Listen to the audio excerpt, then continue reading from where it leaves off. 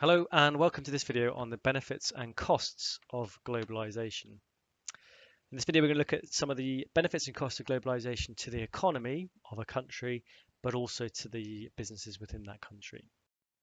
Okay, let's look at some of the benefits to an economy and start off perhaps with consumers. Well, as part of a globalized world, as a consumer, you have increased choice. You can buy electronics, food, clothing from many different countries, and perhaps as a result, you might get better quality. In a globalized world, we can source our products from those countries or businesses that do it the cheapest. From a country's perspective, globalization offers the potential for growth if we have a specialized industry or services that are in high demand, then there should be an increase in exports and GDP.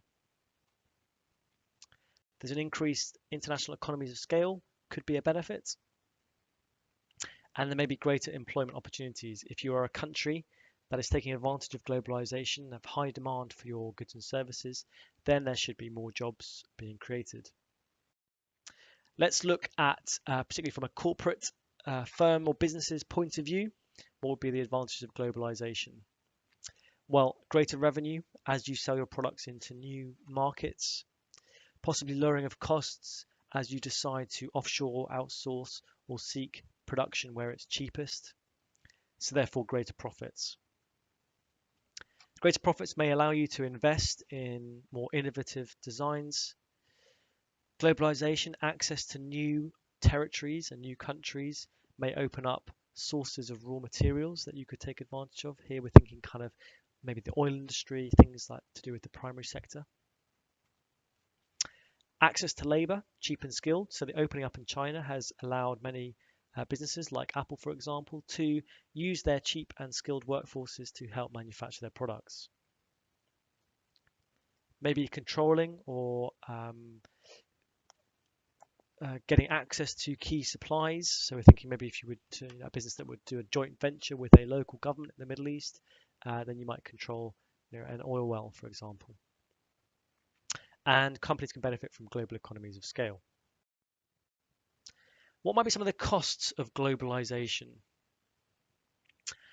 Well, and globalization tends to, or has been shown to result possibly in more income inequality.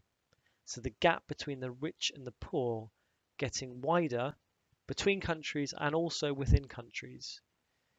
Those large chief executives who operate multinational companies might be earning huge amounts, whilst the poor, low-skilled worker who's lost their job to someone in another country who can do their job for cheaper might become poorer. Some would argue that globalization has allowed large, rich Northern Hemisphere countries and their companies to dominate global trade and to use resources of other countries and dominate their markets as well. So the flip side of that, there may be a lack of opportunities for the poorer countries to be able to have access to markets. When you consider how many products are available in this country from developing countries and compare it to how many products are available from other developed countries, you might see this quite a stark contrast with few developing economies, companies succeeding or having access to the UK's markets. A globalized world with lots of trade means that we are very reliant on the performance of other economies. So rather than being self-sufficient, we rely on other economies being customers for our businesses. And if those customers suffer poor economic performance, then that may have an adverse effect on businesses here. Global brands may dominate in different markets, limiting competition.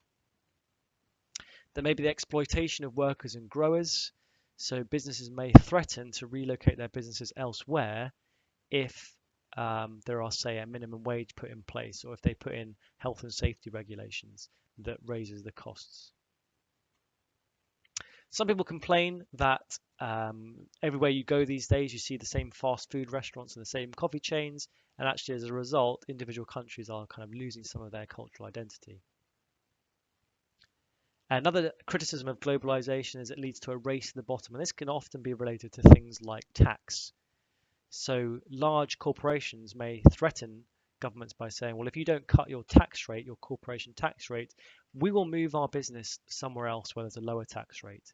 And what ensues is a race to the bottom where governments cut tax rates to try and attract businesses, and then as a result, they don't get enough tax revenue to provide the services that they need to for their country's inhabitants. And lastly, you can see big trade imbalances. So, for example, China exports a huge amount. It's very dependent on the US market for consumers. On the flip side of that is that the US import a huge amount and don't export much. And this can build up big imbalances where one country has a lot of money coming in and one country has a lot of money going out, and creates issues as to how that works and where that money comes from. The last one is unemployment. So many politicians in advanced countries say that one of the reasons that we have unemployment in the UK or in the EU is because a lot of jobs have become globalized and gone to other countries where it's cheaper to do, or there maybe are less stringent regulations. Okay, let's have a look at some of the potential disadvantages of globalization to corporations, firms, businesses. Well, are they causing damage to the environment through their activities or through transporting goods along their supply chains? Are they exploiting, or are their workforce being exploited in their name? So often large corporations hire businesses in emerging markets to do their production for them. But if those businesses are not treating their workers very well and exploiting their workers, that can often come back to the multinational that is responsible for the contract, and so there can be negative PR, public relations issues. Some markets, as a result of globalization, there can be a monopoly position occur when one company dominates, which limits competition. Using up economic resources unsustainably, so running down the kind of economy or the resources available to that economy could be a disadvantage.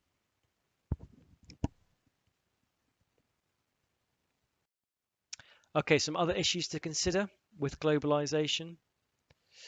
If you have globalized businesses, so multinationals like the ones we've mentioned already, who are they accountable to? So who are they responsible to? Who ensures that they're behaving in a kind of a proper manner? Some people have argued that globalization and income inequality and the constant pressure or movement of or homogenization, making everything kind of more like the same, has fueled potential terrorist reactions.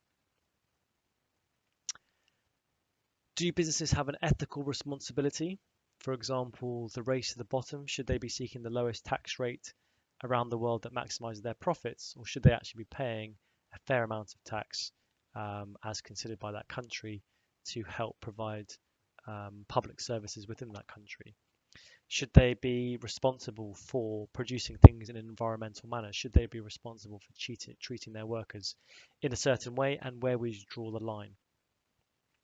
The last one is that globalization, big migration flows, large levels of unemployment, big trade imbalances have led to some instances where people have protested, and there have been examples of political unrest as a result of a kind of anti-globalization message.